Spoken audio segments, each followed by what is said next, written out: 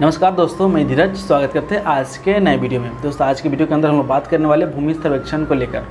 दोस्तों आप सभी को पता होगा कि बिहार में भूमि सर्वेक्षण शुरू कर दिया गया है। इसमें से बहुत लोग अपना भूमि सर्वेक्षण करना चाहते हैं, लेकिन उनके मन में बहुत सारे सवाल हैं कि भूमि सर्वेक्षण कैसे होगा, भूमि सर्वेक्षण के लिए हमें कौन सी डॉक्यूमेंट जमा करनी होगी। और बहुत से लोगों के मन में यह सवाल है कि भूमि सर्वेक्षण के लिए जो डॉक्यूमेंट मांगा जा रहा है वो डॉक्यूमेंट मेरे पास नहीं है, तो मैं क्या करूँ। तो भूमि सर्वेक्षण कैसे करवाऊँ, भूमि सर्वेक्षण के लिए हमें कौन से डॉक्यूमेंट को बनवाना पड़ेगा, वंशावली कैसे बनवाना होगा, वंशावली बनाने से में क्या फ़ायदे होंगे, शेड्यूल कैसे बनाना होगा, शेड्यूल बनाने से क्या फ़ायदे होंगे। भूमि सर्वेक्षण से जुड़ी सारी जानकारी इस वीडियो के अंदर हम कवर करने की कोशिश की है, वो भी आसान भाषा में। तो दोस्तों वीडियो को शुरू से लेकर लास्ट से जरूर देखिएगा। अभी तक वीडियो को लाइक नहीं किया तो वीडियो को लाइक जरूर कर दीजिएगा और चैनल को सब्सक्राइब कर दीजिएगा। आपका एक लाइक हमें काफ़ी मोटिवेट करती है कि और ज़्यादा मैं वीडियो लेकर आता रहूँ। तो दोस्तों मैं इस वीडियो के अंदर बहुत सारी ऐसी जानकारी है जो कवर करने की कोशिश किया हूँ। वो भी बात कर लेते हैं भूमि सर्वेक्षण कैसे करवाना है और हमें क्या क्या डॉक्यूमेंट देना पड़ेगा। तो दोस्तों भूमि सर्वेक्षण कराने के लिए यहाँ पे दो तरीका दिया गया है। पहला तरीका है कि आप इसको ऑनलाइन कर सकते हैं, दूसरा है कि आप इसको ऑफलाइन कर सकते हैं। ऑनलाइन में करना क्या है, ऑनलाइन में हम सारी डॉक्यूमेंट को जैसे ऑनलाइन अपलोड करनी होती है, वहाँ पे ऑनलाइन सारी जो डिटेल्स मांगा जाता है उससे देना पड़ता है। आप ऑनलाइन भी आसान से करा सकते हैं, जिसको आप घर बैठे ऑनलाइन करके अपना भूमि सर्वेक्षण करवा सकते हैं। दूसरा है कि ऑफलाइन। दूसरा ऑफलाइन में अब करना क्या है कि जैसे कि आपके एरिया में जहाँ भी कैंप लगता है वहाँ पे जो भी डिटेल्स मांगा जाता है, जो भी डॉक्यूमेंट मांगा जाता है, वहाँ पे देख कर अपना भूमि सर्वेक्षण करवा सकते हैं। भूमि सर्वेक्षण के लिए आपको कौन कौन से डॉक्यूमेंट देना पड़ेगा, तो भूमि सर्वेक्षण के लिए आपको सबसे पहले एक प्रपत्र 2 नाम का आता है, जिसे हम स्व घोषणा पत्र कहते हैं। इसमें कुछ करना नहीं है, आपको आसान भाषा में बता देते हैं कि इसको भरने के लिए आपकी सारी जो ज़मीन होती है, उसकी सारी डिटेल्स उसमें भरना पड़ता है और उसको आसान भाषा से आपको भर सकते हैं। और जो दूसरा फॉर्म है उसको 3.3 और 3.1 भी भर कर देना पड़ता है। इसमें होता है क्या है कि आपको वंशावली को दर्शाना पड़ता है, यानी जिनके नाम से ज़मीन होता है उनके नाम से वंशावली बनाकर दर्शाना पड़ता है। वंशावली कैसे बनता है इसके लेकर रिलेटेड मैं एक पर्सनल वीडियो लेकर आने वाले हैं, तो वीडियो को जरूर लाइक कीजिएगा एंड चैनल को सब्सक्राइब करके रखिएगा कि आपका जो भी वीडियो आएगा सबसे पहले आपको जानकारी मिले। वंशावली कैसे बनाना है आपको एक आसान भाषा में थोड़ा सा आपको बता देते हैं, जिसको आप बनवा सकते हैं। वंशावली बनाने के लिए उनके नाम से जो व्यक्ति जिनके नाम से खतियान होगा उनके नाम से वंशावली बनेगा। जैसे कि मान लीजिए किसी व्यक्ति के पास 4 पुत्र है और उनके नाम से खतियान है, तो उनके नाम से ही उस वंशावली बनेगा। यानी मान लीजिए किसी व्यक्ति का नाम श्याम है, उनके नाम से खतियान है, उनके 4 पुत्र हैं और 1 पुत्री है, तो उनको ही नाम से वंशावली बनेगा। सबसे फर्स्ट में आएगा वो श्याम और नीचे से आएगा आपको एक वृक्ष बनता है जो ऐसे बनता है, उस वृक्ष को लेकर हमको यहाँ पे बनाना है। मान लीजिए उससे 4 पुत्र में से कोई पुत्र डेथ कर गया है, मृत्यु कर गया है, तो उनकी पत्नी से ही बनेगा या उसके बेटे से भी बन सकता है। तो वहाँ पे सारी जानकारी आपको इस वीडियो के माध्यम से और भी ज़्यादा जानकारी देने वाले, तो वीडियो को लास्ट से जरूर देखिएगा।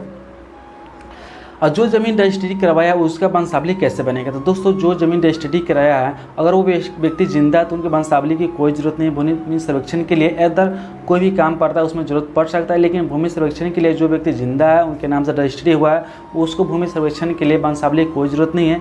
एंड अगर मृत्यु हो गया तो जैसे कि आपने रैयत में बनवाया वैसा ही इसमें भी बनाकर देना होगा। इसको आसानी से आप बना सकते हैं। उसे बनाने का कुछ हम नियम बता देते हैं जो आपको आसानी होगा जो आसानी होगा कि वंशावली कैसे बनाता है। तो चलिए दोस्तों हम वंशावली बनाने के लिए कुछ नियम बता देते हैं। सबसे पहले वंशावली के लिए आपको प्रपत्र लेना होता है। इस प्रपत्र में एक हाफी लगाना पड़ता है जो फर्स्ट क्लास मजिस्ट्रेट से बनवाना होता है।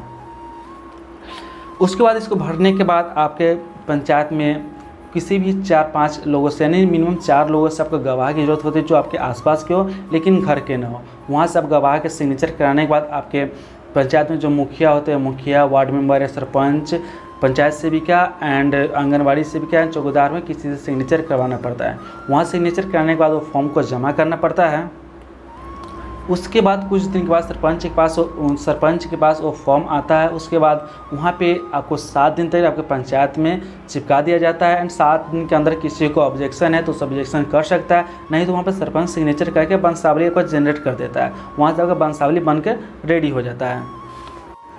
अब हम बात करने वाले शेड्यूल को लेकर। शेड्यूल क्या होता है, शेड्यूल कैसे बनता है, हमें शेड्यूल क्यों ज़रूरत पड़ती है, वो सारी चीज़ें अब हम कवर करेंगे कि शेड्यूल हमें क्यों ज़रूरत है। दोस्तों मान लीजिए यहाँ पे कि आपने जो ज़मीन जोत रहे हैं वो आपस में आप लोग बंटवारा कर लेते हैं। मान लीजिए किसी ज़मीन को आप जोत रहे हैं, वो अपने आपस में बंटवारा कर लिए, लेकिन जो कानूनगो शराते अमीन आते हैं वो लिखित प्रूफ खोजते कि वो आपका ज़मीन है या नहीं है, तभी आपका अलग अलग खतियान बनाते हैं।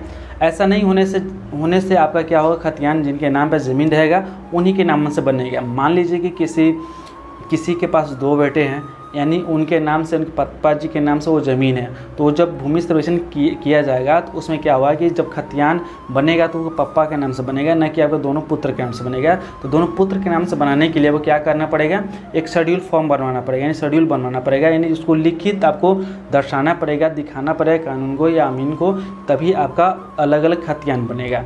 तो दोस्तों हम बताते हैं कि शेड्यूल कैसे बनवाना है, शेड्यूल कैसे बनेगा। दोस्तों शेड्यूल बनाना कोई भारी बात नहीं है, आसान तरीके से बना सकते हैं। शेड्यूल बनाने के लिए सबसे पहले एक सादा पेपर लेना है, उसमें अपने जो भी आप वंशावली बनाए हैं उसी प्रकार से वो खंड बाई खंड बना देना है, जिसमें कि मान लीजिए आपके पिताजी के पास 2 पुत्र है, तो 2 पुत्र का जितना ज़मीन है उसमें आधा आधा बंटवारा दे देना है, उसका नाम वहाँ पे देना है, उसका नाम वहाँ पे देना है। ऐसा करने के बाद आपके जो भी पंचायत में जनप्रतिनिधि होंगे उनसे साइन करवाना है। साइन करवाने के बाद यहाँ पे ई बंटवारा नाम का फॉर्म आता है, उसको चिपका देना है, और उसको करने के बाद अमीन या कानूनी सर को दे देना है। ऐसा करने से आपका खतियान अलग अलग बन जाएगा।